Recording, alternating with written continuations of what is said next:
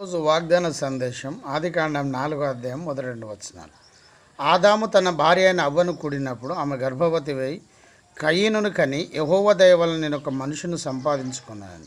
తర్వాత ఆమె అతని తమ్ముడగు హేబేలును కనెను. హేబేలు గొర్రెల కాపరి, కయీను భూమిని సిద్ధపరచువాడు. ప్రభువైన యేసుక్రీస్తు మాట దీవించును గాక. ప్రభు మీతో మాట్లాడుతున్న వాగ్దాన సందేశం, యెహోవా దయ వలన నేను ఒక మనుషుని సంపాదించుకున్నాను.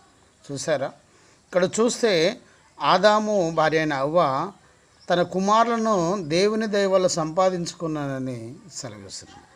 నువ్వు దేవుని దయ వల్ల ఆశీర్వదించబడ్డావు, ప్రభు దయ వల్ల దీవించబడ్డావు కనుక ఆయన నామమునకు కృతజ్ఞతాస్తుతులు చెల్లించాలి, ప్రభువుని గణపరచాలి, మహిమపరచాలి, ఆరాధన. ఆయన చేసిన మేలులో దేనిని మరొక కృతజ్ఞతాస్తుతులు చెల్లిస్తే నీవు నీ కుటుంబం దీవించవు. దేవుడు ఇచ్చిన దానికి దేవుని దయ అని నువ్వు ఎప్పుడైతే అనుకుంటావో అప్పుడు ఆశీర్వదించబడతావు. ఆయన దయ వల్ల మనం బ్రతికున్నాం. ఆయన మన కొరకు ప్రాణత్యాగం చేశాడు. ఆయన మన కొరకు స్వరక్తం ఇచ్చాడు.